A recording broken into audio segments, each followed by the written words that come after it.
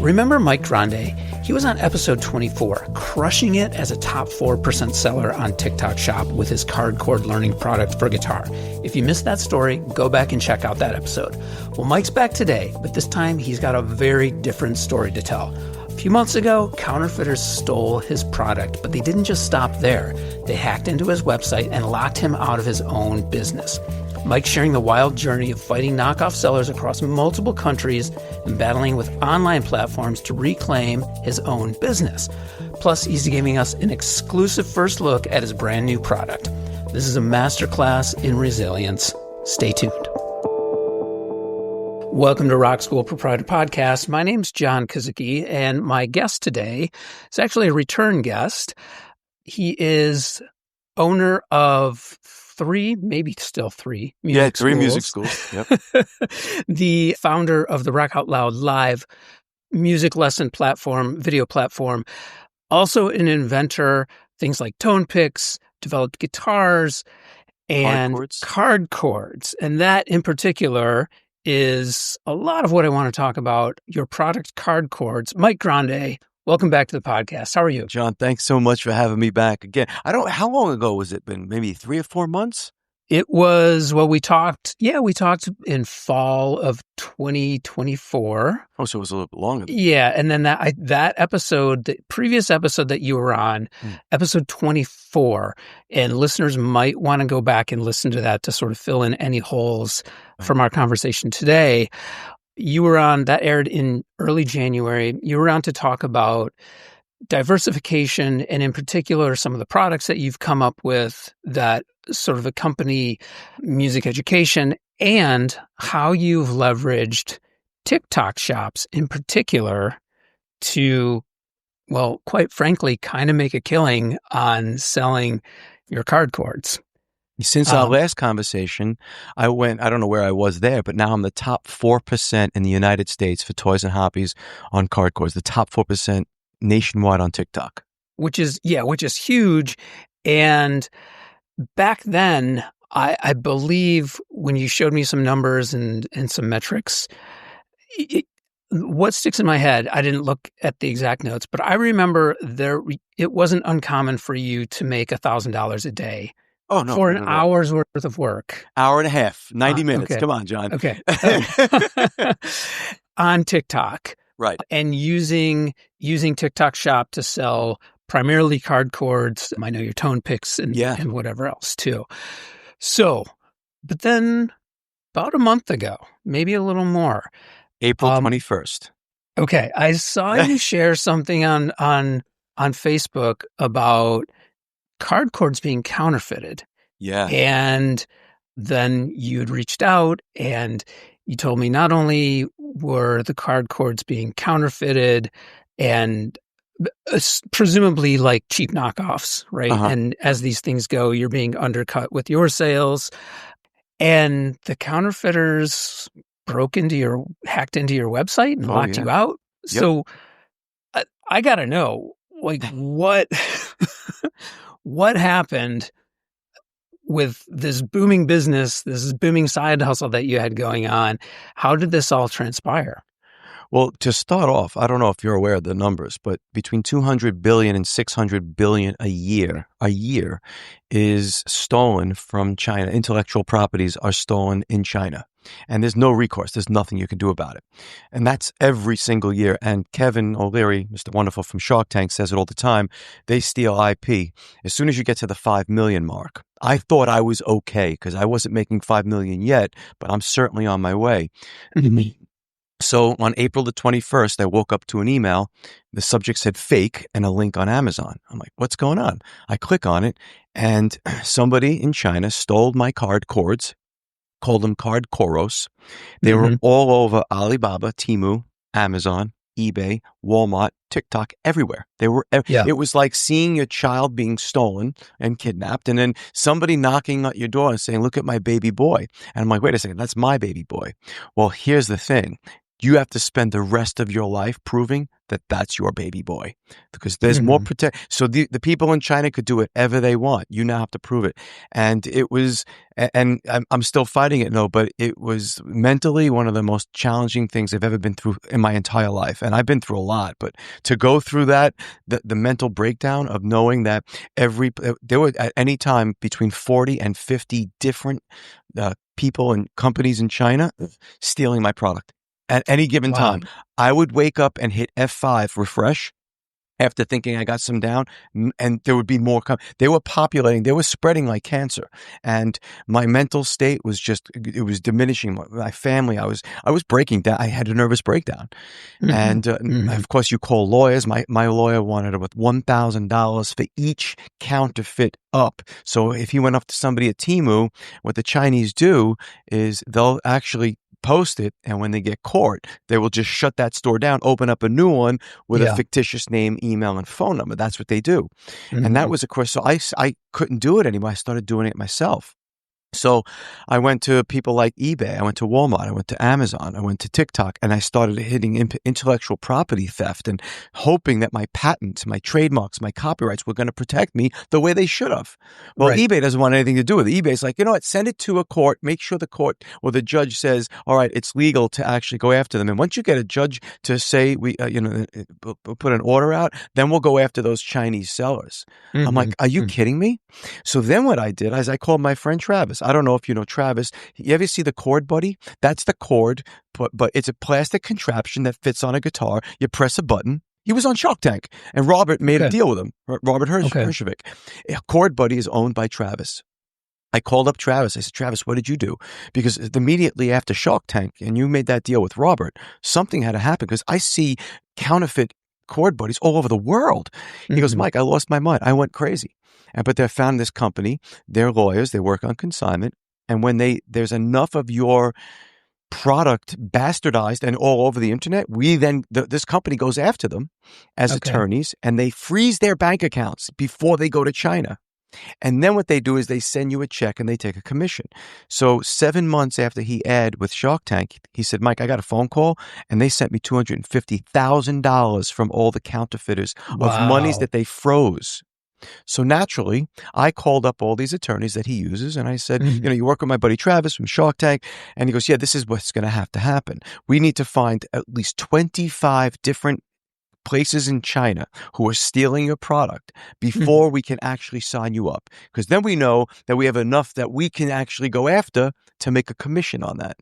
Right. And then I said, I can't see that happening, because I could see hundreds or thousands, and they just get more and more. They're like cancer. So I said, there's got to be a different way. So I called up more and more attorneys, and I'm picking their brains, and they said, listen, if your patents and trademarks are not working, what about your copyrights? I said, well, what does that mean? She said, one of my attorneys said, do you have pictures on your website, card courts? And I don't mean on eBay, I don't mean on Amazon, I don't mean on TikTok and Walmart, because did you know, and I didn't know this, the moment you upload a picture, even if it's your own seller account on Amazon, Amazon owns your copyright. You cannot do anything about that. That's exactly what I said, because my photos were copywritten. The photos I used to post. But fortunately, 3 years ago, when cardcords started to become a thing, I hired somebody to write blogs for me, and I had thousands of pictures, the same pictures that were used on Amazon, Walmart, TikTok, and eBay. Those were the pictures used on my postings. They actually started out on cardcords.com. So naturally what I do is... So just so I'm following, so that means because you had established a copyright on your own website for card cords prior to using those same photos on Amazon, that's showing proof of your copyright for those. That's right. So a copyright is considered published when you've published it on your own website, your domain. Yes. So you can't contest that, and that's just the way that works, which I didn't know, because my patent didn't hold water. We would have had to have a court, make it a court ruling, and go to a judge. That would have took tens of thousands of dollars and would have taken months, and my card codes would have been all over the place. So long story short was, that was my goal. Then I went to IP protection, to Amazon, to TikTok, to Walmart, to eBay, to everybody, to Temu. And I said, here's a link to my website. You fill out all the information. These are the links to the people who have stolen my stuff in China, all that stuff. So in the process, I started to order all of these card cords. I wanted to see what was counterfeited, right? So before I actually found out about the website thing, all of these card cords are coming to me, and they changed the word from card cords to card coros. Now, all the cords Well, were wrong. right. And just so, because we're dealing with audio, I saw an image that you showed of your card cords and the fonts and the counterfeit card coros. And I see now when you have that visual, you see like, oh, that D at near the end of cards. Yep. They turn that into Cords. an O because it looks close enough to that D. Right. Yeah. That's it. Which, if they were smart, they would have spelt it CORDS, because a lot of people have that.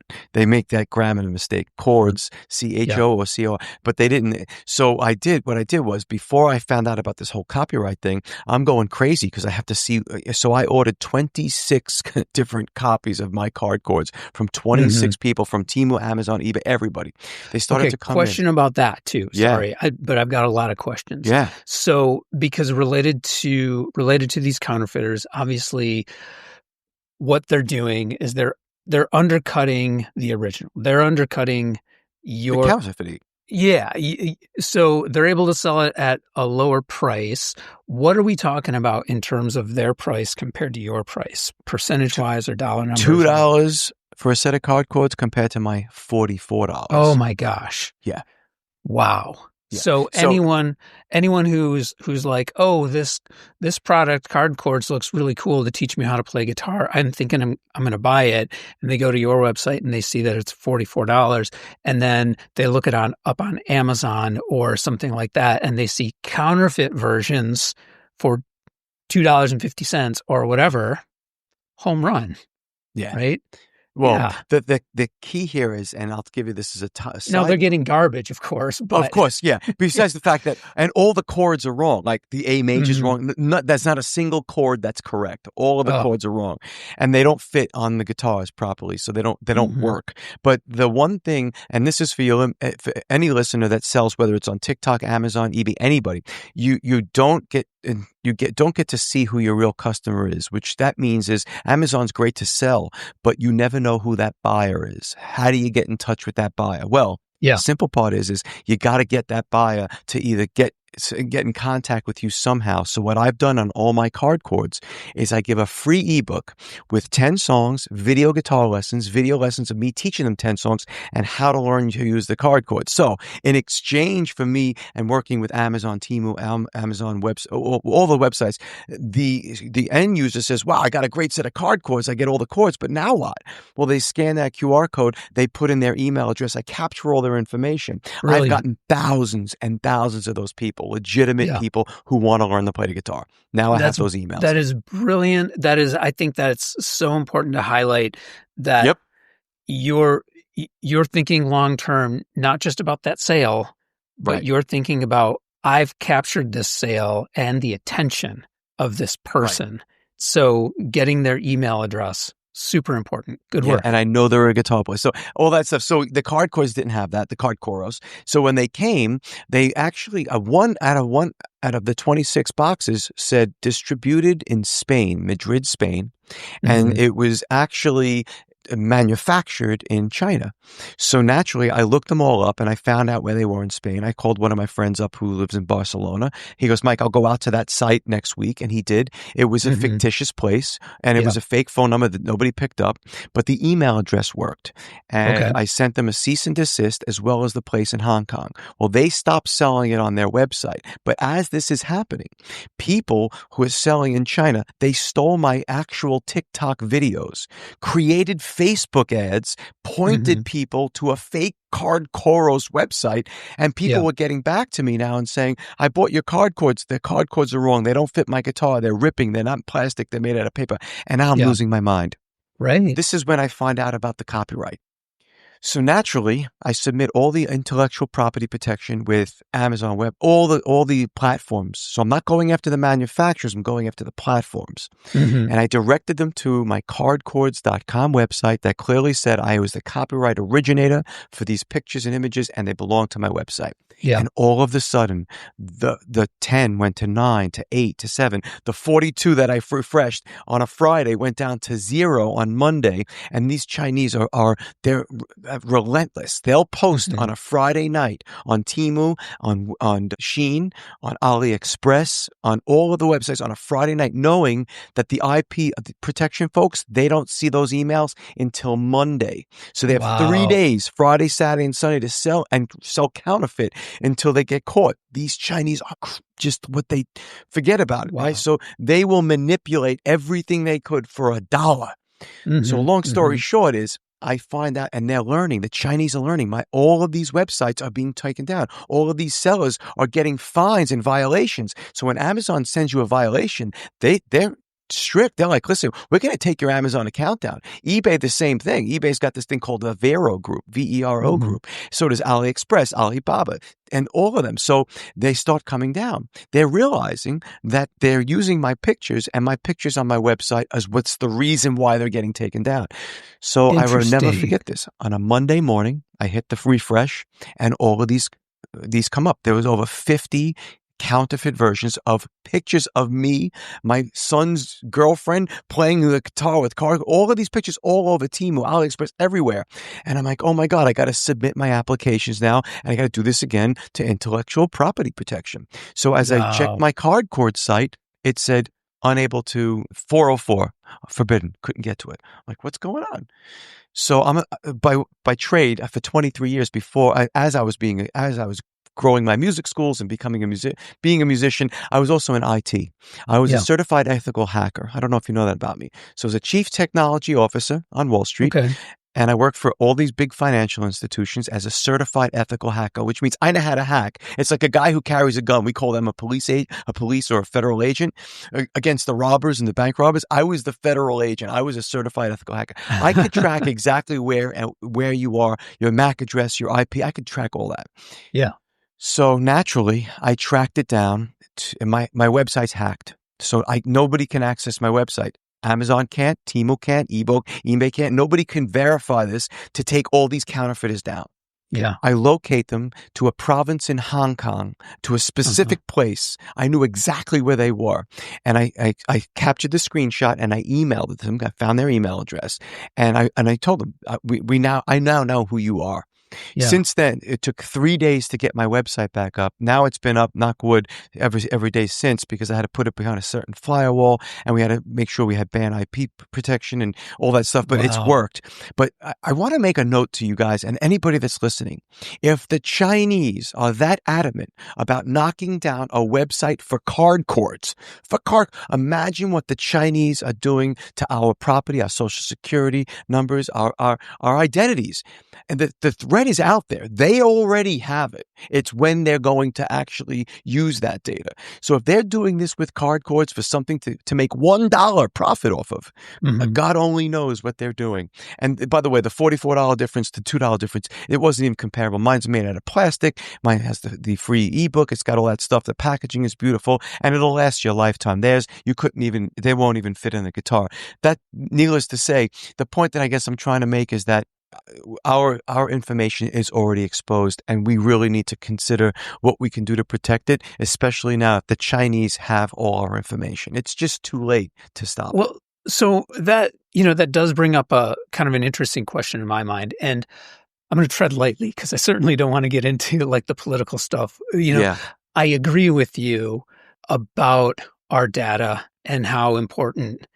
I mean, I'm pretty passionate about we should own our data, not the big tech companies or anyone else. But again, that's a whole separate topic. When you told me about this, I didn't do a ton of research, but I was curious, okay, if this is happening to Mike, I mean, I know it happens to big corporations on the regular, especially like designer brands get counterfeited all the time. And this is a historic thing that's been going on forever.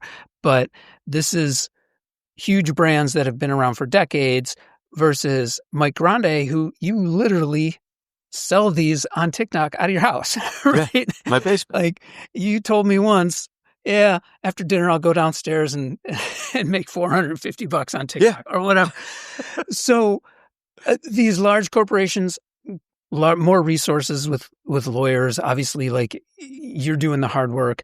I did a little bit of looking into it, and it did seem to point to the tariffs and the kind of the questions around the tariffs recently seem to create a spike in this with some of the larger brands to play off of, especially U.S. consumers' fears. And again, kind of don't want to get into like the politics of it, but the question that sticks into my mind is, and you kind of touched on this, but why card cords, this small little startup, in comparison to these big brands? Do you think it was because of how successful you were on TikTok? Yes, that's exactly right.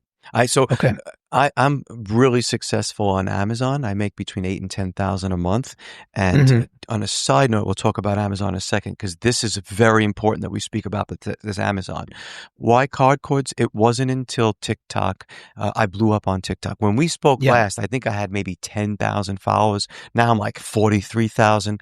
I'm still making between 8 and 10,000 a week on TikTok.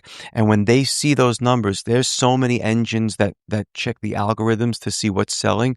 And for TikTok to say I'm the top 4%, people actually are able to become my affiliates. So when TikTok puts that out, I have over 1,000 people who I've never met before who are actually selling on TikTok, my brand, card cords, through my shop and making a 20% commission. So when you see these other folks who are in China who are able to counterfeit, they're seeing all of that momentum with any product. In this case, it was on TikTok with card cords. They're going to steal it. That's why card cords. Okay.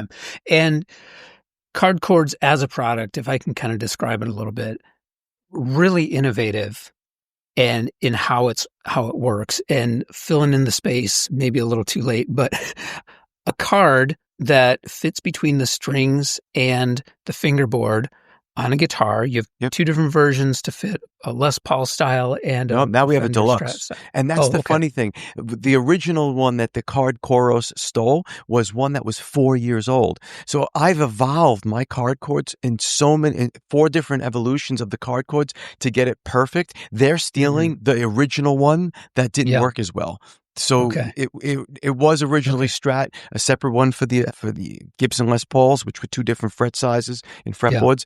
Then I went to Deluxe, it fits universal. Now I'm Deluxe left-handed and right-handed. So if you're a righty or a lefty, it works for both. So many evolutions. So the Chinese took the oldest and the one that didn't work and sell the best to the one that I'm doing now, which sells amazing. So they took that original one. Okay. So and very innovative. I can only imagine how much time and effort it took for you to develop this, because it's such an interesting product. The card slips between the strings and the fretboard. There's notches for the frets so that you can leave the card on the guitar while you place your fingers on it to play the chord, and that's how it teaches you. Very innovative, but on the flip side, from the counterfeiters' perspective, they look at that and that's like, well, that's a die cut piece of cardboard with some printing on it. We can dupe that, and obviously like a crappy version that, as you were saying, with all the wrong doesn't chords. hold up and it's all wrong. Yeah. But I see where in the mind of a nefarious individual, they're like, oh, that would be something easy for us to dupe off really quickly and undercut. But again, going back to the why, your success on TikTok is what you feel strongly is why you are targeted for this, huh? Yeah, that's exactly right. You were talking a lot about copyrights.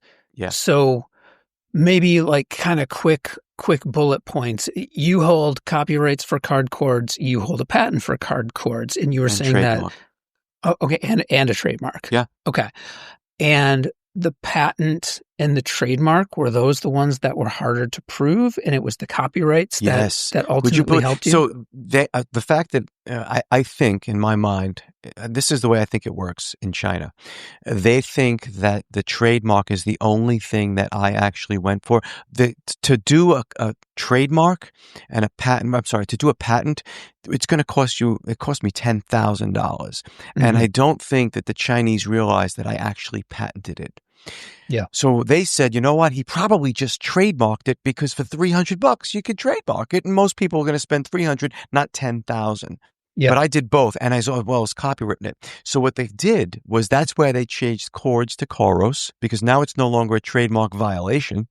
Yeah. Secondly, they would even Photoshop the card chord's name off of it and keep my packaging, thinking that I only trademarked. So if I just remove the trademark, well, then that's fine. They could just remove the pictures, the card chord's words, and sell it. But they actually, the fact that I was able to show that it started at my cardchords.com website and they photoshopped it there, the pictures and Mhm. images were stolen. They didn't come up with their own pictures and images. So they stole them. Gotcha. So yeah, it's the combination of all, but the copyright is just so important to have. And you don't have to copyright it with the government. I did. The United States Yeah. has my copyright. That's for unpublished. But for published, your website would work and it doesn't cost you anything. Yeah, and I will say it is relatively easy. I won't go into the details. Relatively easy and inexpensive to copyright Yeah. through the Library of Congress as well. Okay, now all that said, you were talking to me a little bit about a new product that you have in the works, and before you kind of share that stuff, because I'm excited about that too, are you? Are you hesitant? Are you worried? Are there things that you would do different from this experience? Well, that's such a great lead-up question. This is going to open up a whole different highway of conversation. So I'll give you an Yeah. example. So to your point, yes, I'm not doing anything different. I still filed for my new product. I still filed a patent. I have a utility and a design patent pending. I have a trademark. I also have copyright images. I have all that stuff. Mhm. I'm scared shitless. I'm sorry if you're going to of this next chapter because I know this next product is going to be huge and I'm going to share it with you. And it all started with TikTok. My Okay. challenge with this particular product, which I'm going to show it to you, and I hope your audience can see it somewhere in the show notes, is I was on TikTok. And this is how this product came to me. But before I tell you that is, I was so afraid to launch this product thinking Mhm. that I would have to go through this mental breakdown again. Right. John, it was like losing. I have a very close friend in the West Coast, and his name is Chris. I broke down in tears. Like I couldn't even breathe. And he's like, Yeah. he talked me off of a bridge because I didn't know what to do. All my hard-earned time and money and copyrights. You spend all this money and time for somebody to just steal it from you, and nobody was doing anything. And then Amazon says to me, Amazon wouldn't take these down. They said, we don't Mhm. see any comparison. And you've Mhm. seen the comparison. So what do you do? Yeah, they are exact. With the They exception of are, the D yeah. and the O, they're And exact. so, Yeah. so people are leaving me negative reviews for these card coros they didn't buy from me. They're messaging me and they're saying this is a scam. So what Yeah. do? Is I buy from Amazon this counterfeit seller, and I leave a negative feedback, a negative review, writing counterfeit, do not buy, buyer beware. Mhm. Amazon sends me twice. We're going to take your listing off and we're going to cancel your Amazon seller's account. You will no longer be able to sell on Amazon because of this. And I'm like, I'm trying to protect my IP. So I Yeah. would have lost $10,000 a month because of Amazon. I fought that with lawyers and attorneys, and twice I had to win. I won twice, but I was Mhm. literally minutes away from Amazon just turning off my seller account to never be able to sell on Amazon Ugh. again. It was crazy. So I'm going through this mental anxieties. What do I do with this product? How am I going to get it out there? And I also was tying with going on Shark Tank. And Mhm. when Travis said to me, Mike, you go on Shark Tank, they're going to steal your product. That's what's going to happen. And Mhm. I was so afraid of that. So I said to my wife, I said, what am I going to do? I want to go on Shark Tank. I know this is a multi-million dollar product, but I can't go through this anymore. I don't need the money. John, I don't need, and I'm not saying this as an ego thing. I just don't need the money. So I don't need Mhm. their money. I don't need their distribution. I Mhm. don't need anything from them. So what would I go on to Shark Tank for? And then it dawned on me, what if I go on to Shark Tank and say, you know what? I'll take $1 from anybody that wants to invest in me for like 10% of my company in exchange for your attorneys and counsel to protect my IP, to know I will never have to go through this mentally again, because I just can't handle it. Brilliant. That's my thought. And I'm looking forward to I'm hoping Kevin's a guitar player. Kevin O'Leary, Mr. Wonderful. He's a guitar player. He's also a guitar collector. So I think him and I would get along really well. He's also, he owns my tax side, my accounting team. So I'm hoping that we could work together. So the way this product came to light was I was in the middle of this TikTok performance, I'll call it, selling on TikTok. A woman gets on and she says, "Oh my God, Mike, this is an amazing product. And my son would absolutely love it." So I naturally said, "Well, get your son on the video and we'll just go over how these card chords work." She goes, "No, you just don't understand. My son passed away. He passed away in his 20s, but he played guitar and loved guitar, did it every day." And my heart dropped. But she said, "But we memorialize him." I said, "How did you memorialize him?" "Well, we took the bag of ashes and we dumped it inside his acoustic guitar. I'm going to send you a picture." I'm like, "You dumped a bag of ashes into his guitar?" So she says, "Yes, it's hard to really visualize because you can't see the ashes. They're inside the guitar wrapped in a Ziploc, but we have a memorialized guitar, acoustic guitar with candles and flowers, and it's beautiful. And that's how we memorialized my son." She sends it to me and I said, "How could we do this better?" And that's when I thought of this new invention, and now I'm going to share it with you. Okay. It's called, all right. Here we go. Is this am I getting an exclusive? This is the first time. Now that the patent and trademarks are all pending and that stuff is ready, this is the first time. This is called Capsule, and I'm going to show you. The packaging is brilliant. So it's called Capsule. Okay. So Capsule, now, when you look at it, it's going to open up like a beautiful jewelry box. I'm going to show you what that looks like. So right there are the instructions. The instructions basically say, gently, you're going to pour in the ashes into the vessel from so these are ashes of your loved one. Right, and then you're going to put it inside this little capsule, tighten it, and then the capsule will fit inside the acoustic guitar. So this is what it looks like. And you'll see when you pull this out, I'm going to show you, that's the bag. See that? So what I'm going to do is I'm going to pull it. There it is, right there. So this is the capsule. So how does this work? So this is made out of special material. It's waterproof, and there's nothing that will ever leak out of this, including ashes.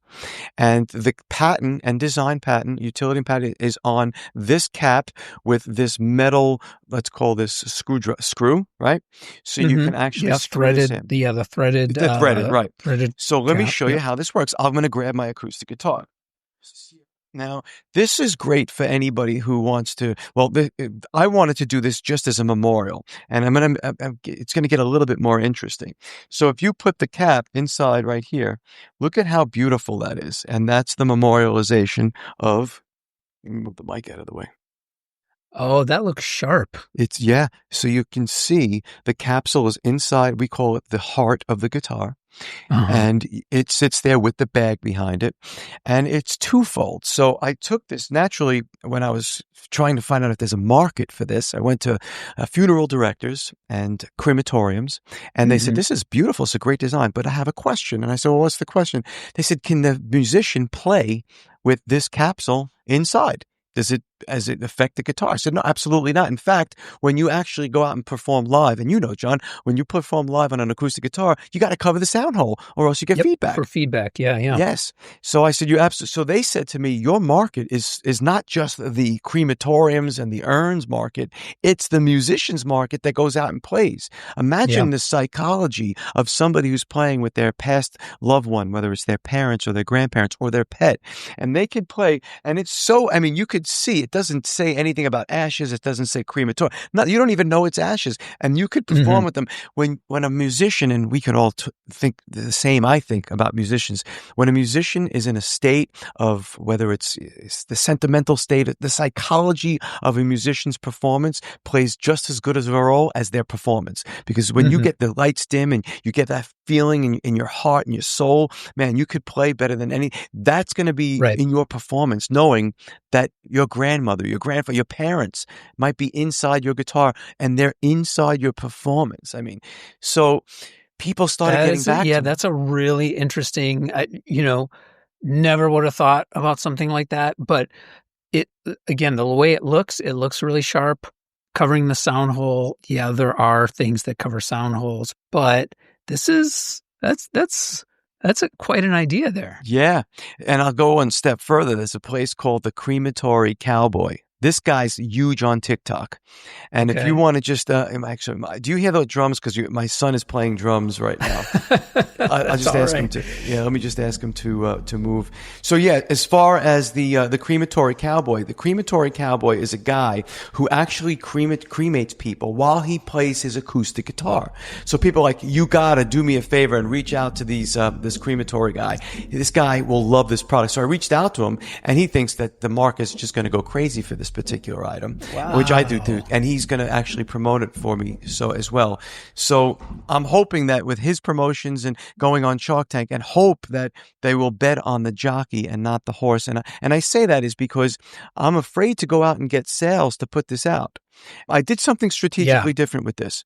Every piece in this capsule is made by a different manufacturer. The cap is made by one manufacturer. The bag is made by another manufacturer, and the case is made by another. So there are 3 different manufacturers that make the capsule.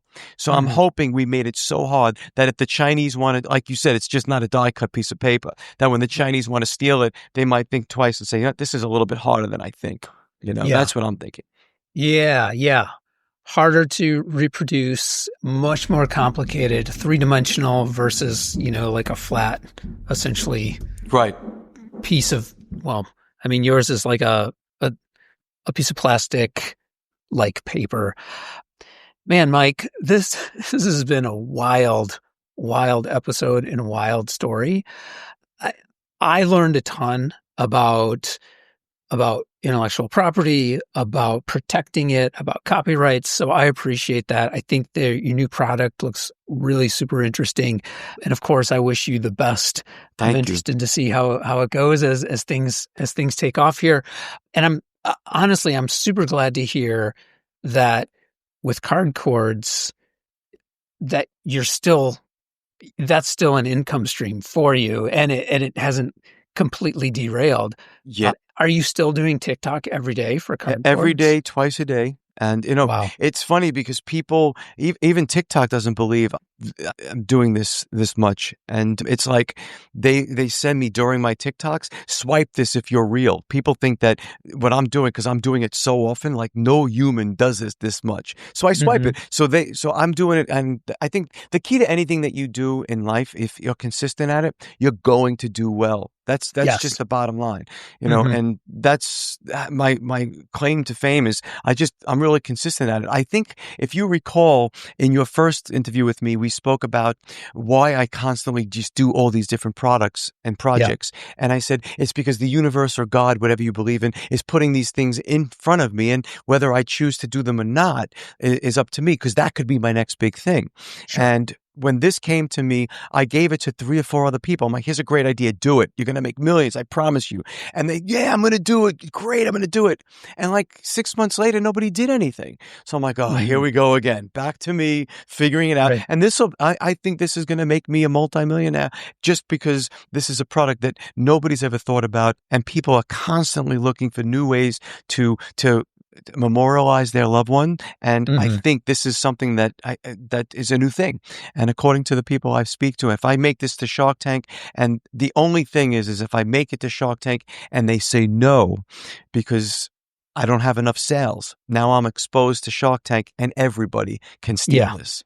Sure, that's sure. the hard, the hard part. Yeah. Well, Mike, always a pleasure. Thank you so much, John. I'm glad that things have worked out for you. I am impressed by your ability to bounce back, because putting myself in your position, I empathize with that situation where you felt like, man, what do I do?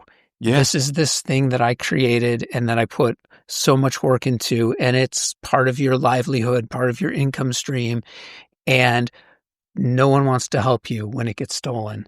They'll charge you. They'll charge you a lot of money. Yeah, what a horrible situation to find yourself in. But you're resourceful. You gave the hackers a little bit of dose of their own medicine, so good for you. I did. All right. Well, again, Mike Grande, thank you so much. The website I want to plug the website one more time for card cords. It's cardcords.com, correct? Yep. And if they want to see that new product, it's Capsule with a K, Kapsoul, Capsule, like a cap on your soul. And is there a website for that already too? With those pictures that I'm actually uploading of pictures of this product, so they will be officially copyrighted. Okay. We'll link to both of those in the show notes. Again, Mike, thanks for joining us, and we'll wrap this one up. We'll see you next time. Thank you, John. A big thank you again to Mike Grande for coming on the podcast. We'll put all of his links, including his new product, Capsule, in the show notes so you can check that out. If you have specific questions about TikTok shops or anything that Mike talked about, send me an email, info@rockschoolproprietor.com. I'd be happy to answer anything I can or connect you with Mike personally. He's really great about helping other music school owners. We also just love hearing from listeners. On social, I'm at rock.school.proprietor on Instagram and John Kazicki on both LinkedIn and Blue Sky. Your ratings and reviews on Apple Podcasts and Spotify are always appreciated. If you enjoyed the show and gained insight from our conversation, then we count that as a win. All we ask in return is that you pay it forward. And please share the show with someone you think needs to hear it.